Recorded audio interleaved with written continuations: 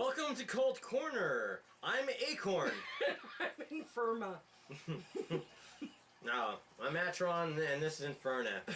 And it's Friday night, and we're going to talk about a lot of different cool stuff that, so we probably will bore you if we do. We don't give a fuck. So just keep watching. Yeah. We might entertain you too, you never know. We are drinking, so we might get quite entertaining. Yeah, if we say stupid shit, just like let us know in the comments and tell us how big of retards we are. No, but you're promoting drinking. Yes. You must drink now. But anyway, we're gonna talk about some metal. Some of our favorite metal bands. At least to start anyway. Yeah, we may get into other stuff. It's been a hectic week this week with the election and everything. Yeah. Donald Trump and Hillary Clinton. Yeah, and the craziness going on afterwards with people like rioting and stuff. Yeah, and just crazy stuff. Craziness. Yeah. But anyway, we're going to talk about the metal. Yeah. The metal. We're going to talk about some of our more inspirational black metal bands that we really love and are passionate about. And we're going to tell you why. Do they have to be all newer bands or no? Or older bands, I mean. It could be anything that moves you. Okay. She don't know anything past Cradle of Filth, by the way. Oh! Wait, what? Okay, yeah, I have because we've watched it on YouTube before. So yeah. I was like trying to think if I've even heard any Cradle of Filth songs. Well, I like the early Cradle of Filth. Yeah. I think the early newer stuff is boring and kind of typical and bland, you know. Just commercial. Very commercial, yeah. It's not my thing no more. Cradle, you fucking posed out. I don't like it, man. Yeah. Okay, so older, well, single person, but for lack of a better term, band that I like is Burzum. Burzum. Yes, Burzum. Yes. The first the first 4 Burzum albums are really awesome. Not really into his more ambient stuff that he put out later. Yeah. And then he went all weird and Thulian. Yeah. And he's cool still, but I'm really not into what he's, his politics and stuff. His politics are like kind of screwy, but he makes beautiful stuff. Yeah, well, he used to. Yeah, well, yeah. But I'm just saying he's a good musician, and it's just... he's a very intelligent guy. I just don't necessarily agree with all of his stances. And his philosophy and stuff, I would totally disagree with him, but anyway, he's put out some good albums, and Burzum would be one of my favorite black metal bands of all time because it just rules. And, it's one of the most influential black metal bands of all time. Yes. A lot of one-man bands started because of him. It's like, hey, if Vard can do it, I can do it too. But Burzum did influence so many bands and started a wave of black metal that poured over all continents, and got the whole flame, or the fire actually burning around the globe. It's been the black metal music. And very important band. What else would you put with Burzum? Actually, honestly, and you might laugh at me on this, I don't know, and I don't care. But Dimmy Borger. I was gonna say that, the old stuff though, not like the newer Dino Burger shit. I'm gonna like. I know. I'm gonna agree to disagree. Okay. But like I said, in a way, I mean, Dimmy Borger did help spawn black metal. It got more people into the more colder, grimmer, harsher black metal. The older Dimmy Borger stuff is good. I really enjoy that. Like I said, I'm talking the older, not the newer Dino Burger stuff, but the Dimmy Borger. But that had an influence. But I'm not. In the kind of the second wave, kind of outside the second wave, it did. You know. But it did bring some people into... No, Cradle of Filth did too, even though I'm not a big fan. I mean, they did help bring people into the black metal circle. Maybe some retards too, because, they just don't understand black metal, or they think it's cool or whatever to... I'm evil! Yeah. I mean, you have Joe Blow painting their face and going in the forest and doing pictures and thinking it's is Yeah. wicked or is Yeah. evil or I'm satanic or pagan or whatever the hell. Well, you know, babe, we can go into the forest any old time and take some pictures. Yeah, nah, it's just stupid and cheesy. Yeah. I mean, it's been so overdone. I started listening to black metal when kind of the second wave really started. Mm-hmm. When you had Dark Throne and you had Burzum and you had Mayhem and I was going to mention them too. Emperor, Actually, Thorns, yeah, just some of the great bands in the scene that were popping out at the time. But you also had the Greece black metal bands like Rotting Christ. Yeah, I love Rotting Christ. Rotting Christ is awesome. Really good band. So at the time, Greece was the Greeks were putting out some really cool black metal too. Different styles, but still black metal. But still black metal and still awesome. I mean, you can compare Venom to Bathory. It's totally different. Yeah. But it's both black metal. I mean, the earlier, Bathory. Yeah. But but it's still black metal. It's just a different kind of form of black metal. And I mean, black metal has so many different forms, especially now. I mean, since it's split into whole bunches of different, and the symphonic and the melodic and the Viking and the folk and the. You got so many styles of black metal. You got like the kind of theatrical type black metal. The avant-garde black metal. The Viking black metal and the folk black metal. And even though I don't. Yeah. I would separate Viking and black metal. I know but there's a lot of people, combine them, but you know what I'm saying though. I mean, it's split into so many different types. One of the best bands with the black Viking metal kind of flag was Enslaved. Oh yeah. And they're a very important band, in the scene. So, but yeah, they've kind of branched out and became more avant-garde, you could say. Yeah. They totally sound different than the first couple albums. But yeah, to continue, Emperor was a very important band. Yeah. Because it brought in the symphonic aspects of, brought the symphonic into black metal.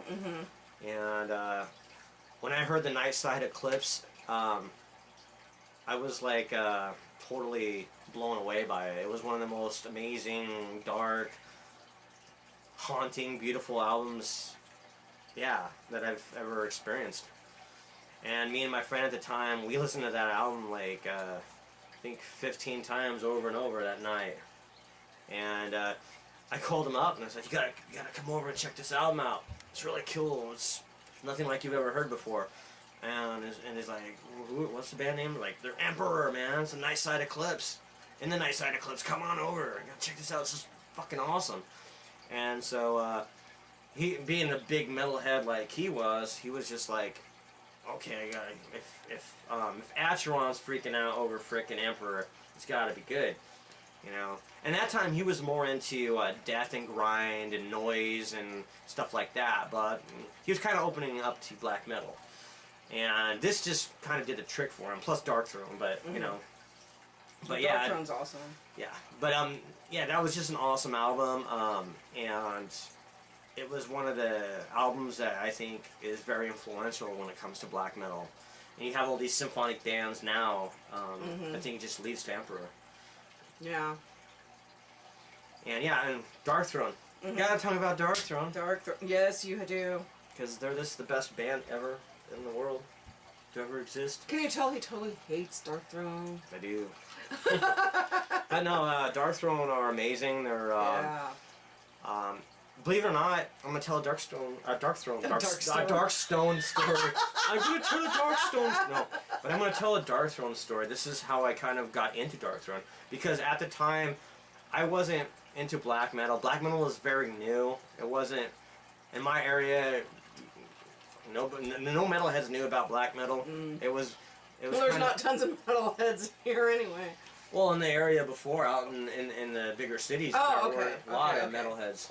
Well, not around here so much, but out there. I was gonna say here, there's like. And we had a little scene, but the thing is, there was there was this guy that I used to hang out with, and he was more into kind of groove style not black metal, but groove. Is it who I'm death thinking? metal, yeah. Okay. Groove death metal, anything that had a groove, thrash, whatever. But it had to have a groove or something so he could get into that type of metal, or he just wouldn't enjoy it. So he found Dark Thrones ablaze in the northern sky at a pawn ship. A pawn shit. A pawn shop. A pawn shit, too. Because it was a shitty pawn shop. A pawn shit. But anyway, he found Dark Throne. Yeah, he found Dark Thrones ablaze in the northern sky at a pawn shop. He checked it out. He liked the cover, and he thought, man, this might be a cool find. It was $5. It was nothing. There you go, $5. So he brought it home and put it in, and totally lost his marbles. Didn't understand what the fuck was playing. He was like, I can't groove to this. What the hell? I can't groove to this. What's with these vocals? Why is it repeating? It's not groovy. But he didn't enjoy it at all. And this was around 94, 95 or something like that. I think 94. I'm guessing 94. And freaking so he gave it to me. He's like, "Hey man, you want this CD? You want this? It's a piece of crap. I don't like it." Yeah, it sucks, dude, but you might like it. Like thinking I liked fucking shit. Well, the problem with me and him is like I like the more extreme stuff. I loved Carcass, and at the time I was listening to extreme death metal and thrash and power metal and stuff, but mainly thrash and death metal. And he was listening to groovy stuff. And he was listening to death metal and thrash. He liked King Diamond and stuff, but it was he liked more it to have a bit of a groove beat to it. Yeah, to enjoy something it. you could almost dance to. Yeah. So that was his idea. His thing. Yeah. But anyway, he gave me the CD, and I popped it in too, and I'm like, I looked cool. I mean, I never seen a cover like that with some guy looked like a vampire flying in the sky with some kind of makeup on, so it kind of looked ghoulish and stuff. And I was like, wow, this I'll give it a shot. So I put it in. I'm like, this sucks like shit. I mean, this ain't brutal. What the fuck is this crap? It's like it's horrible. I was like, no wonder he gave it to me, the dick. Like, yeah. But then he started listening to it more. Yeah, but the weird thing is, it almost like put me under its spell. I found myself taking it to friends' places and putting it in their stereo systems, listening, going to sleep with it on, just always with the album. And unbeknownst to me, it was like growing on me slowly, and it was the only thing I was listening to. I wasn't listening to the death metal so much. I mean, I was, but I mean, this was my go-to album. Like, you have a go-to movie when you want to kick back or something. It clicked something in your brain that you weren't even aware of. Yeah, it opened something in me, maybe in my subconscious a bit, and pulled me to the music. And so, yeah, and I was listening to Dark Throne all the time. And from then on, I just, like, loved it. And I was like, the next time I saw Dave, and I was like, hey man, thanks for one of the greatest metal CDs ever. I know you're a moron for giving that to me for free. Yeah, but thank you, man. I mean, you should. No, at least he didn't pay like $50 for it and then give it to you for free. He only paid. But hey, $5, that was cool. He gave it to me. Yeah. And yeah, that started my black metal kind of journey. And after that, I got Samuel, Ceremony of Opposites. Samuel's awesome. I got, I said Emperor, Mayhem, what else? I got Thorns, Satiricon, Immortal, Bathory, just everything that was important, that I could find, because it was hard finding. I had to do mail order, at the time they didn't have the internet, so you couldn't just go on your favorite site and order a bunch of shit. You had to do the slow kind of service, like you'd find some distro in one of your metal magazines, and you would find some bands and send a money order to them. And, it's a lot easier nowadays with the internet. You click PayPal and everything. So PayPal's awesome. And you younger metal YouTubers, you don't know how good you got it nowadays. Yeah, it used to be difficult. It used to be hard. Yeah. Because, I mean, sometimes you couldn't even find anywhere to mail order it from, and you'd, like, try to peruse the record stores and stuff, because those were a thing. Now you can find pretty much anything depending on if you have the money for it. Yeah. Some things might cost a lot, but you can still find it. Yeah. Back then, I mean, if it wasn't in the record store... You couldn't get it. And you just shit out of luck. Yeah, it was just like, too bad, so sad, sucks to be you. And you just moved on. Because there was nothing you could do. Cheers, everyone.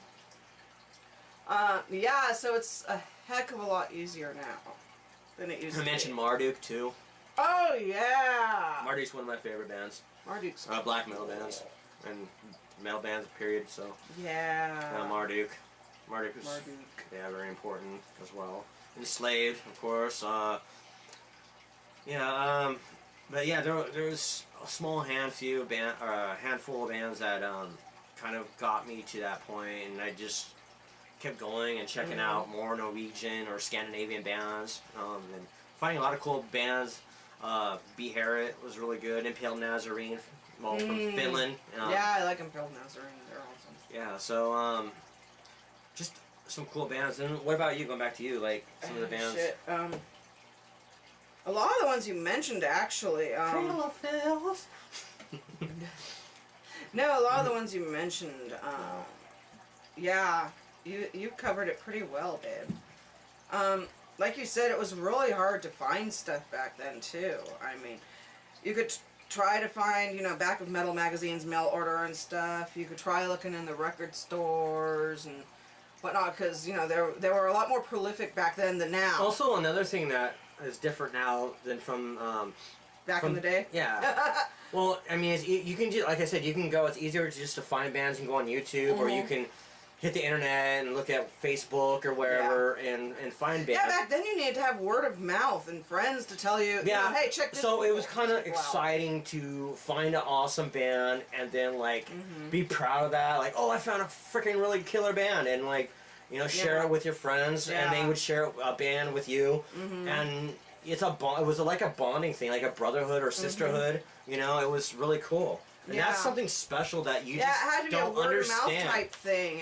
You couldn't just like say, oh, click, oh, metal bands, and look at. No, that wasn't going to happen. You had to like have somebody tell you about them, or hey, check out this band, or And you also had like pen pals, in the sense of like, for one, like Metal Maniacs was a magazine when I used to collect when I was younger, and I'd always go down to my local store and pick it up because one certain time of the month it popped down there and I was first in line to get it. Maybe I was the only one that bought one. They had like 5 and you bought the only one. I think they got like maybe 4 or 5 in and I bought one. And yeah, but I was always down there, and they had a pen pal section where you could write to other metalheads across the world yeah. And stuff, yeah. And so that was a cool way of writing to somebody, say in Brazil or Europe or Asia somewhere. Because people out there might have been hearing about different bands that you were hearing about because they were in a totally different location. And then you meet these people, you talk to these people, and it'd be like really awesome to get a letter from some strange metalhead and saying, like, talking about metal and stuff and anticipating that, and then they sending you like some cool CDs or cassettes, at the time it was cassettes, and you like send some of your local bands cassettes and stuff like that, and it's like trading back and forth, and it was really awesome, and just like I said, the anticipation of hearing some unknown metal band, was just fucking awesome. It was just made your day, made your freaking week or month, it's just really cool thing. So, I didn't really do that at all, but I can see where that would have been awesome. Yeah. Being back then, too. Yeah. I mean, like I said, I didn't do that, but it would have been awesome, particularly, like, European back in those days. Like, if you had, like, some Scandinavian friends going on, that would have been awesome. Yeah. And it's, like, even bands that are starting out, that they can also, promote their own stuff. Yeah, they could be like there in the pen pals. They can send you stuff, and you send it to someone else, and word gets out about their music. Hey, we're in a band here. Be our pen pal. Yeah, because like I said, there's no Facebook to support them or Twitter. Yeah, or yeah. Instagram, I mean, things are so much easier now for stuff like that. I mean, yeah. you younger people, I'm not like trying to talk down to you and stuff, but you really do have a lot easier. Stuff is so much easier now. You can go onto Facebook and just click a few things and there you go, or Twitter and there you go. You guys got it easy. And we have it easy too now with it, but you know, I mean, go on YouTube and like listen to new music. But there is something that they will never understand about that closeness and that special kind of feel. And the difficulty too. The difficulty of it was part of the excitement and the kind of enjoyment when you got something. You know, after a while, in a long wait in the mail or whatever. Yeah, because snail mail, man, and it was particularly coming from like Europe or Brazil or somewhere. That could be coming from like freaking East Coast in the States. Yeah, and that would still take a while. But I mean, if it was coming from like out of the country, it would take forever. It was just the excitement of it, and that's kind of a lost thing in a way. And it's kind of sad a bit, but that's also, I mean, like now it's better. It is better. Yeah, it is, because you can be like, hey, oh, that's you can watch something on YouTube and be like, oh my gosh, that's so awesome. And you can freaking do a couple clips and you can have it ordered that day. Right. And on its way. Instead of having to scour and try to find people who know and this, that, and the other and trying to find it to begin with. Yeah. So, you know, it's a lot more awesome now. Yeah. Okay, so let's talk about death metal now. Death metal. Well, you know me, I'm actually more into black than death. Yeah, but you like death metal. Honestly, I do like some death. Well, you know, the obvious Cannibal Corpse, because, you know, Cannibal Corpse. Obvious.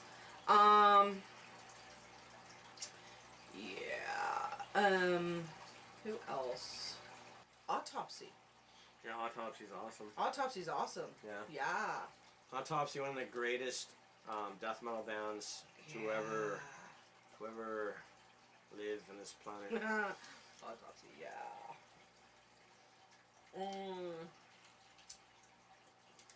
I already have rum in me. I can't even think, and I'm sitting here sipping more rum. Obituary? Obituary, you like them? Yeah, I do like them. Yeah. Obituary, like, Slowly We Rot, was one of the first death metal albums I've ever heard. A friend recorded it. It was on this just kind of throwaway cassette, basically. And he's like, "Here, you can have this." And cassettes are kind of cool, though. Yeah. Those are kind of awesome. Well, that's one thing, you know, like, when I was in high school, there's a bit of metal people around, and we traded cassettes. Like, we'd record an album, and then, you know, give it to I'm actually surprised there was, like, a group of metal people here. Yeah, there's quite a bit. I'm actually kind of surprised about that, you know, because you all don't know, but I know. I'm kind of surprised about that.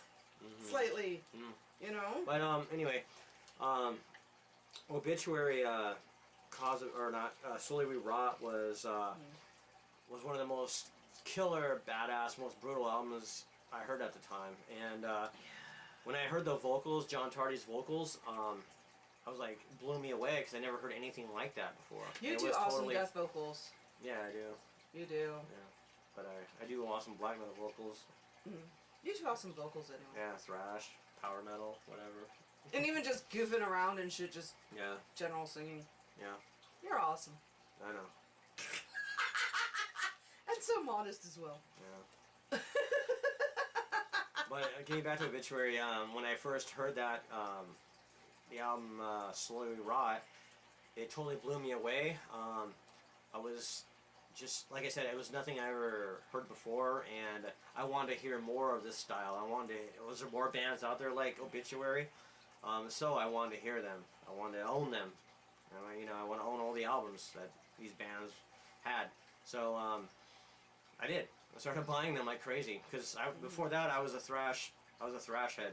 I liked, you know, early Slayer, Metallica. Yeah, old Metallica. Violence, Exodus, Testament. Yeah. Overkill, Destruction, Creator. You know, list goes on and on. But yeah, I was a big thrash fan. So yeah, searched out death metal, like some of the ways I could, just getting magazines here and there, and trying to find like death metal bands. And that's hard. And just as much as like the black. And so I found Morbid Angel and Deicide, and which were two awesome bands. Yeah. I found Autopsy. Mm-hmm. This is awesome. Autopsy. Entombed from Europe. Yeah, they're awesome too. Dismember, Carcass, Malevolent Creation. Yeah, just a lot of cool old school shit that I just love. You know, legendary bands now. You know, Obituary was one of them. Mm-hmm. You had what's the other band I can't think of right now? Can't think of it right now, but it's Blood. The band Blood from Germany. Really awesome death metal band. I don't know if I've heard of them. No, you've never heard of them. Yeah, I can tell you that right now. I've never heard them. But they're awesome. You'll have to share them with me sometime. Yeah. Grave, another cool band. So yeah, there's just a lot of bands popping out, and the death metal scene at the time was going crazy. It was kind of like the black metal scene was in the early 90s. It was kind of new, but it was skyrocketing. All these bands were popping out, you know. A lot of thrash bands were starting to turn over and play death metal music, and it was really unique at the time. And I was a part of two new scenes. I was part of the death metal scene and the black metal scene, which makes me really fucking feel old. But oh well. You know what? Yeah, and I was kind of part of the thrash metal I was going to scene. say you were part of the thrash metal and also part of the power metal. Yeah, fuck. And even the hair metal so much. Yes. Damn. Speaking of, I was going to say it would be cool to like go back and talk about like the old school shit like Judas Priest and Maiden and crap like that. Yeah, and Napalm Death also was a big influence. Napalm Death. Oh wow, I can't forget totally them. Can't put them. You know, a lot of people call them grindcore, or I don't know, more like death grind. I mean, they do have some grind influence, but it's especially the earlier stuff. Yeah, they're more death metal to me, and they were brutal and just monstrous at the time. And when I first heard Harmony of Corruption, that blew my mind. I was like, damn, that's fucking heavy. That's just awesome, and just Barney just growling like a maniac. Whiplash! No. That was very growly. No.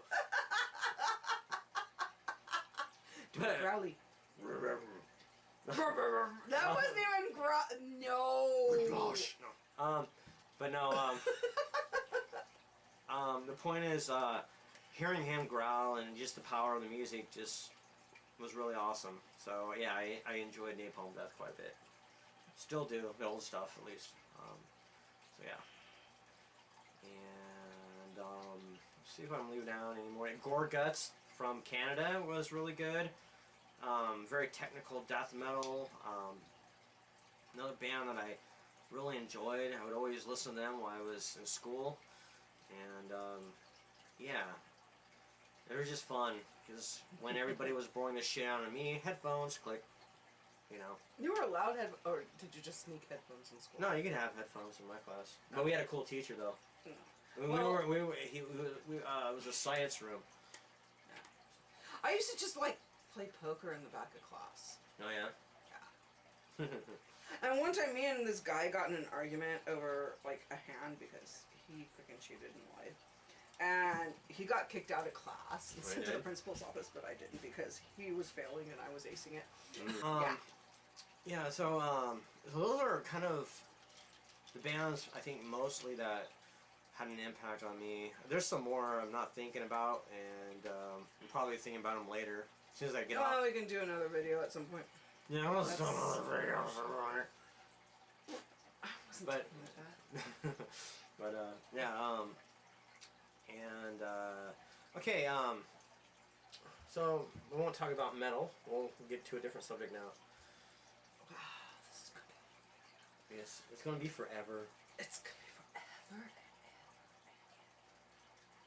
And you got something, topic?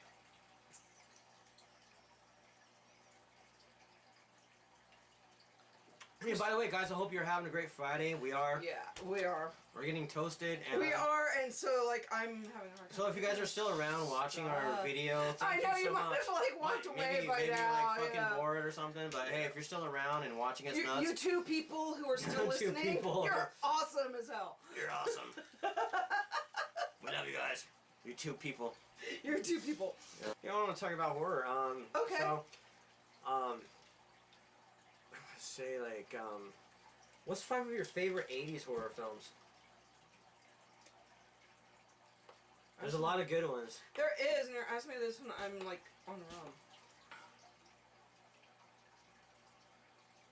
I like a lot of the old, like, 80s goofy-ass slasher, campy, freaking stupid-ass shit. Well, I'm gonna say, since I'm the only one that can think here, obviously.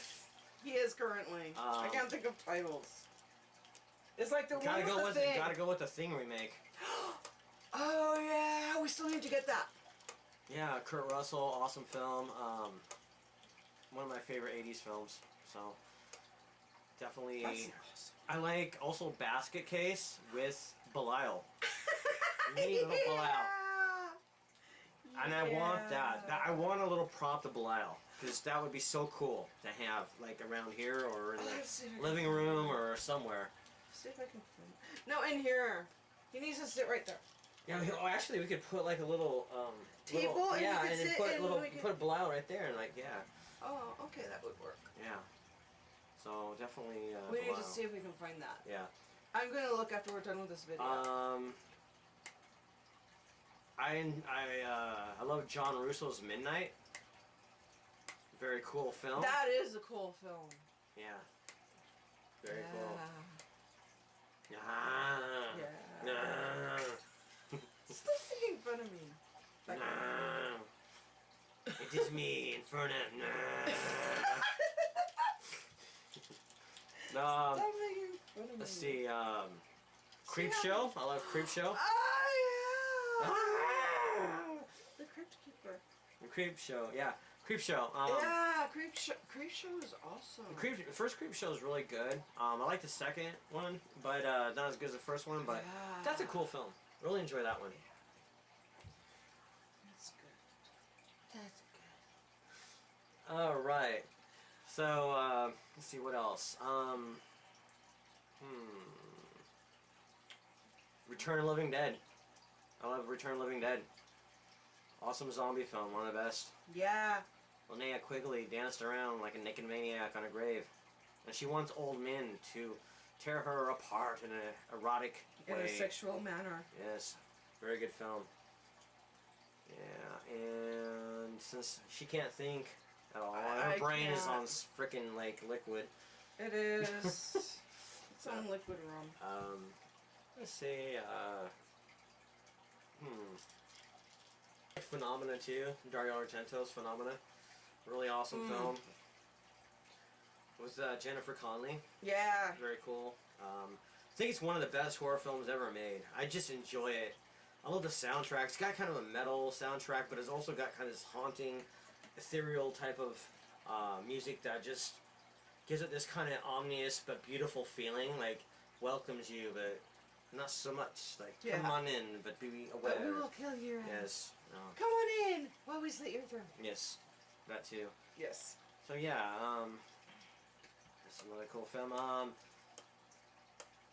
Let's see. I like Chud. You know what? I had a friend who got it, who he went to see that, and he was fucking terrified and had nightmares for like weeks because of that. Really? Yeah. Wow.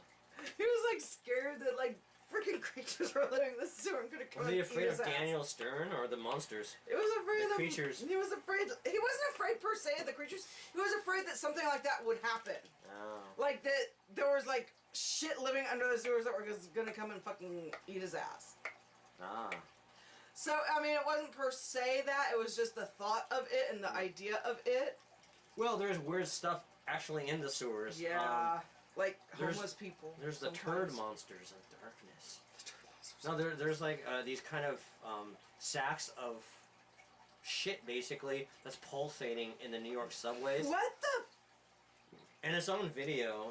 They have it on YouTube. There's like it's some kind of worm. I guess it's a pack of worms or one big worm. That's nasty as hell. But it pulsates like like on the side of the sewer walls. Gross. Imagine like sticking your face into that stuff. Oh my god, that is so horrible. That's wrong. Tasty, guys. Tasty? That was disgusting as hell. Yeah, that's Well, I'm thinking back, like when I was a kid, we used to like go into like the drainage system, sewers and stuff, and like get high and everything during school. So I'm thinking of being down there, and ew, no, that would be horrible. Oh my gosh. That's nasty. I like Sorority House Massacre too. It was kind of like a takeoff of the Slumber Party Massacre films. It's not as good as the Slumber Party Massacre films, but it's still cool. April Fool's Day. Awesome film. Let's see. Terror Train with Jamie Lee Curtis. Valentine's Day. That's the one with like the... My Bloody Valentine. Yeah, that's the one I'm thinking of. Yeah. I was thinking of the minor guy. We fucked up in our last one because we called it Valentine's Day Massacre. Okay, yeah. But it was My Bloody Valentine. Okay. Sorry, guys. Our stupid ass. I was just sitting there trying to think of what it was called. But the one with like the minor guy that's killing people. Yeah. He's got the little mask on. Yeah. Okay, yeah. That's the one I was talking about. Yeah. And there's a hell of a lot more, but we're not going to talk about that because we're going to get the hell out of Dodge. And thank you guys. Hey, a pretty long video. Again, if you're still there watching us, thank you, and hopefully you're inebriated like us or just having a good time. Yeah. So we'll see you guys next time. Like, subscribe, support the Kult Corner. Yes, please. And make comments. We would love to hear comments. Nobody ever comments on anything. Yeah, make some. It would be give us some freaking comments. Awesome as heck. Even tell us we're like... You hate us, you love us. Stupid and shit. You think we're cool, you think we suck, whatever the fuck you want. Yeah, just leave something. Yeah. Alright. Till next time. Hail the metal and horror and everything else. Hail the cult. Hell. Later.